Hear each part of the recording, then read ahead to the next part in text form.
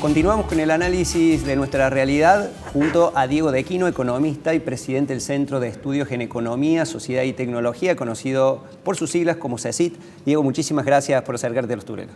No, gracias por invitarme, Sebastián. Bueno, tomo lo que veníamos abordando en el bloque anterior, que tiene que ver justamente con el veto al proyecto de ley de financiamiento universitario. Ahí estamos viendo una placa con algunos de los fundamentos económicos donde el Ejecutivo, a través del boletín oficial, ha sostenido que no cuenta con previsión presupuestaria ni recursos a utilizar para su financiamiento y afecta de manera tangible los objetivos de política económica fijados por el Gobierno Nacional. Su implementación demandaría aportes adicionales del Tesoro. ¿Cuál es tu opinión justamente, Diego, sobre estos fundamentos económicos? Digamos, el argumento es falaz porque en realidad no tienen los recursos porque el presupuesto actual no está aprobado. El presupuesto de este año, recordemos que un presupuesto del año anterior, reconducido, con una inflación... ¿Qué quiere decir reconducido? Reconducido es que es la misma plata que se fijó en el año 2022 para el 2023. En el 2023 tuvimos más de 200% de inflación y en lo que va del año llevamos 100% de inflación. Sí. Con lo cual, esos valores puestos en el 2022, traídos hoy, a las universidades le debe haber alcanzado para llegar hasta abril aproximadamente. De abril en adelante no hay recursos. No hay recursos para nadie en realidad. Claro. Lo que pasa es que a mí me da la sensación que esto no es una discusión de índole económico, sino una discusión de poder, donde digamos, la excusa tiene que ver con una disputa de partidas, pero en realidad el gobierno está disputando poder. Está diciendo, acá mandamos nosotros y nosotros vamos a decir cuánto le damos, a quién le damos y en qué momento. Sí, te diría que hasta social, porque claramente la educación después influye en la economía, pero es una inversión a largo plazo, si uno lo quiere mirar en términos monetarios. De hecho, ahí había un debate porque Lucas Lach había publicado que, bueno, por supuesto, es evidente que hay que hacer un presupuesto con mayores partidas para la universidad, los jubilados y demás, pero una vez que se crece. Y ahí se surgió todo un debate en las redes sociales porque dijo, bueno, pero para crecer primero necesitas de esto. Bueno, preguntarte en relación a las jubilaciones, que también fueron motivo de debate meses atrás. ¿Qué opinión tenés al respecto y si considerás que estamos básicamente en la misma discusión que vos hablás? La discusión es parecida. En el caso, a ver, vale el mismo argumento que acabo de decir, es falaz cuando se dice que no están los recursos, que el Congreso no le dice dónde sacar el dinero en este caso para recomponer jubilaciones, porque, vuelvo a decir, el presupuesto está agotado en abril. Ahora, en el caso de las jubilaciones para el gobierno es diferente porque eso es quizá la parte del león del ajuste fiscal que han metido a lo largo de este año. Es decir, la recomposición de las jubilaciones le implica una presión al programa económico ya mucho más importante. Para ponerlo en magnitud, esta recomposición de la ley de financiamiento educativo debe estar entre 10 y 12 veces menos, que la ley de recomposición y de acompañamiento de la inflación de la jubilación. Claro.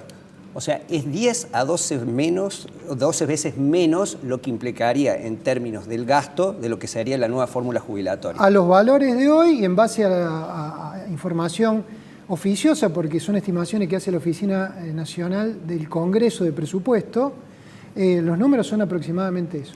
Bueno, más ahora, cerca de 12 veces que de 10. Con lo cual, insisto con esto, jubilaciones sí es un problema no solo de poder, sino económico. El tema universitario es un problema estrictamente de poder y quién manda, porque en términos económicos no es significativo. Bueno, hablando de haberes, salarios y todo lo que tiene que ver en relación a los precios, vos has posteado en X, esa red social que antes se denominaba Twitter, que estamos frente a la caída del poder adquisitivo en la Argentina más inédita que hemos visto en los últimos años. ¿Por qué? Porque, digamos, cuando se hace una comparación bien hecha, digamos, yo siempre digo, no hay que comparar desde que entró el gobierno, porque la vida de las personas no empieza cuando entró el gobierno, sea este u otro, el 10 de diciembre de cualquier año.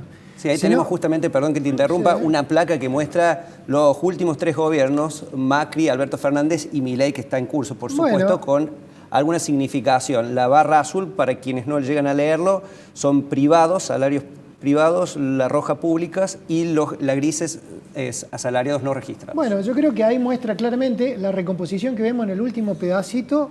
Dice que los salarios de los 3 segmentos, privado, registrado, informal y públicos, no alcanzan a volver a noviembre del 2023. Pero bueno, la pendiente, como vemos, es positiva, ¿no? Empieza a recomponer. Claro, porque en los últimos meses se ve una pequeña recomposición. De hecho, el FMI ha dicho que hay indicios de una recomposición salarial. Porque el resultado es ese, básicamente. Ahora, nosotros, digamos, como sociedad, no vivimos desde noviembre del año pasado, desde diciembre. Vivimos en un continuo. Entonces, una manera también de mirar esto es mirar un año para atrás.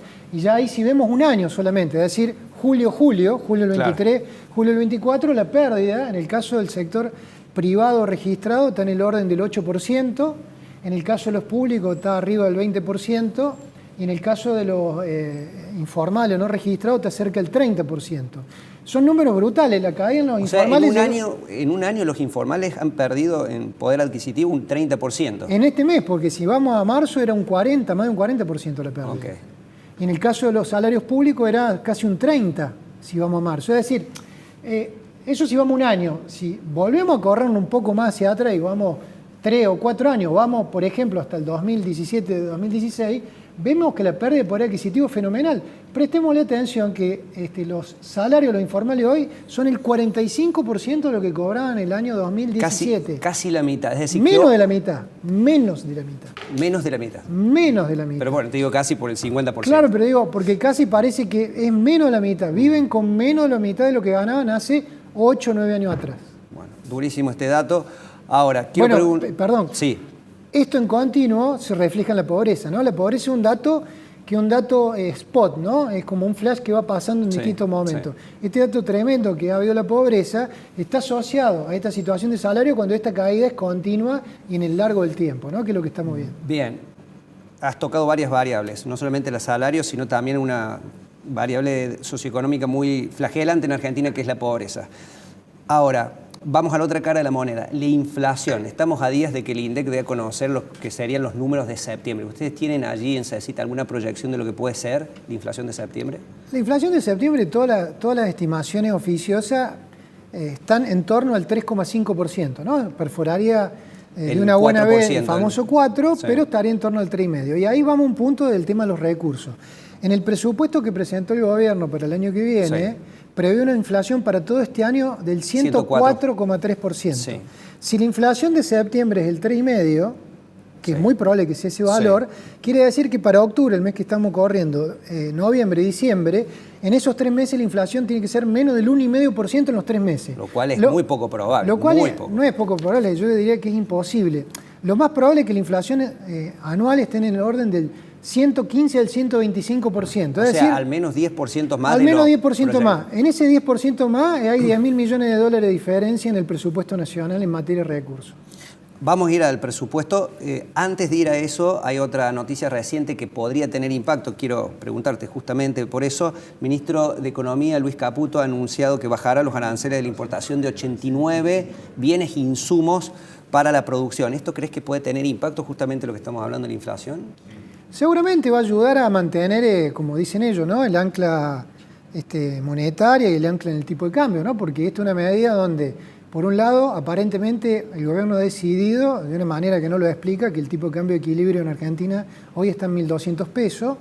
¿Por qué digo que no lo explica? Porque en realidad no es un tipo de cambio de mercado, está intervenido, bueno, tenemos el dólar blend, tenemos acá venta... tengo al cierre de la jornada 1.205 pesos está el blue. Por eso, y 1.192 el MEP. Y se mantiene ahí, está intervenido con un montón de dólares que le permiten a los exportadores que se los mal pagan en el oficial, le permiten vender el 20% en el contado con liqui, entonces eso hay una oferta excedente no natural en el mercado informal o en el mercado financiero.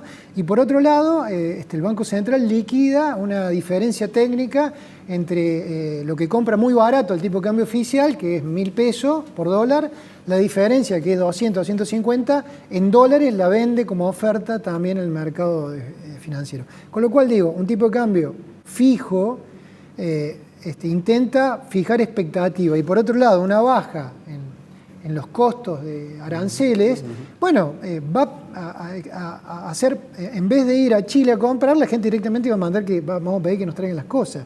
Digo, va a pasar esto, es decir, con lo cual, en vez de una valija o dos, o en vez de solamente 4 cubiertas, que es lo que un auto recepta, y bueno, se va a poder traer un container, o se va a poder traer un contenedor de ropa, ¿no?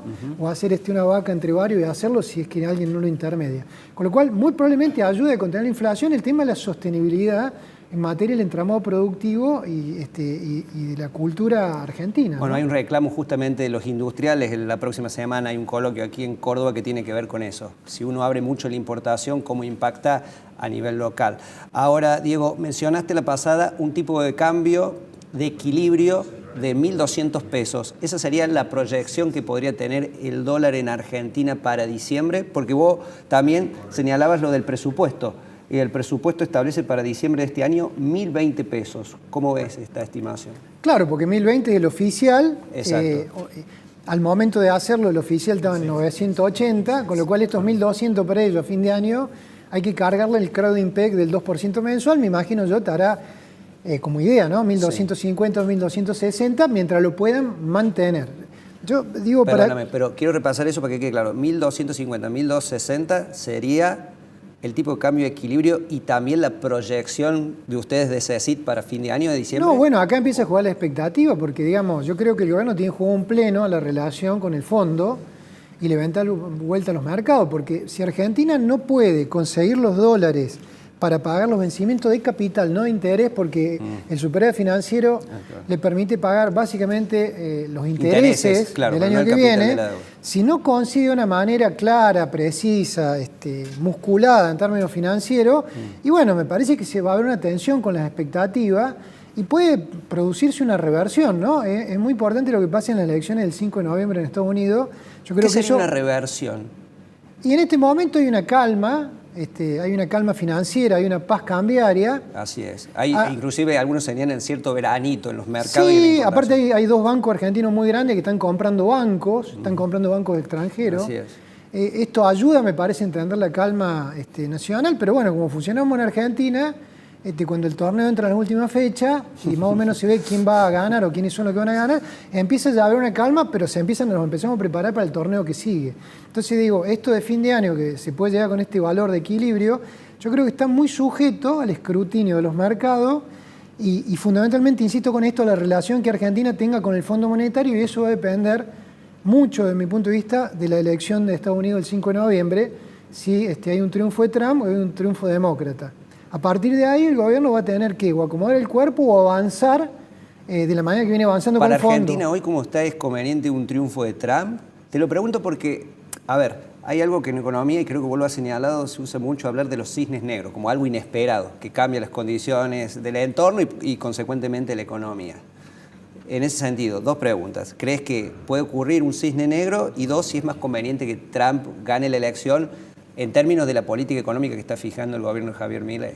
Lo más probable es que si gana Trump, nosotros entremos en una ventana de 6 meses donde haya un entusiasmo exagerado, digamos, en el país en materia económica, haya un repunte brutal de los bonos, probablemente haya ingreso de capitales, digamos, que eso se sostenga dependerá de la consistencia de la política económica, de la liberación del cepo, de algunas desregulaciones, de la quita de las retenciones. No nos olvidemos nunca que todo este sistema cambiario y monetario está sostenido con un castigo del orden de los 10 o 12 mil millones de dólares, el sector más competitivo y más productivo de nuestra Argentina, que es el agro, ¿no? Entonces, mientras las retenciones sigan sosteniéndose, el cepo se siga sosteniendo, un triunfo de Trump es muy probablemente alimente expectativas positivas al menos durante 6 meses. Si luego esos 6 meses se permite el gobierno quitar retenciones o achicarla, levantar el cepo, probablemente entremos en un envión. Ahora, si eso no ocurre, podemos entrar, como ya lo vimos en el 2018, cuando Argentina, después de un spring enorme entre fin del 16 inicio del 18, se nos cerraron los mercados y entramos en una paz de cementerio en materia financiera. Si ganan los demócratas, creo que nos van a tomar examen antes. Y yo en esto, soy insistente en esto, digamos, es una actitud de vida. Me parece que es mejor para el país que nos tomen examen antes y no después. Es mejor perder contra Arabia Saudita el primer partido del Mundial y no haber perdido, ¿no? Claro, en la semifinal y quedarse afuera. Bueno, mencionabas que este tema de los derechos a las exportaciones, solo como un dato, en el proyecto de presupuesto 2025 han estimado un ingreso impositivo del doble. Eso quiere decir que de alguna forma van a estimar que van a facturar el doble por retenciones. Con lo cual, digamos, hace pensar que va a ser poco probable que en lo inmediato, en el cortísimo plazo, se eliminen a cero el derecho a las exportaciones. Cierramos con esto, impresiones tuyas, proyecciones del presupuesto 2025, te las leo, las principales: inflación 18,3%, dólar 1.207 pesos, con el interrogante del cepo que vos mencionas. Bueno, la inflación del 18,3, yo insisto, hay 10 puntos ya robados este año, al menos. Con lo cual ese 18 ya arrancaría siendo 30, un poco más de 30. Y ahí parecería un poquito más razonable en términos de lo que venimos, ¿no? Repito, insisto, este año vamos a tener 10% más que el 104 que pronostica el presupuesto. Y en cuanto al dólar, ese valor de equilibrio que vos repetilo, Sí. es 1.207 pesos. Hay que compararlo Pero eso es a diciembre de 2025. Claro, pero hay que compararlo con los 1.000 pesos. Claro. ¿No? Que es el 20, oficial, claro. no con los 1.200. El 20%, la autorización del 20%. Y yo creo que ahí meto el 100% de duplicación de recaudación por derecho de exportación, porque creo que ellos están imaginando remover el cepo en algún momento del año que viene, si eso lo pueden mantener anclado en materia de control de la política y les va a servir fundamentalmente para ganar las elecciones del 2025. Clarísimo. Si el Diego tipo de Dequino. cambio sube, Sí. van a subir los derechos de exportación, ¿no? Como siempre, muchísimas gracias, Diego, por compartir tu visión. No, gracias a vos por invitar.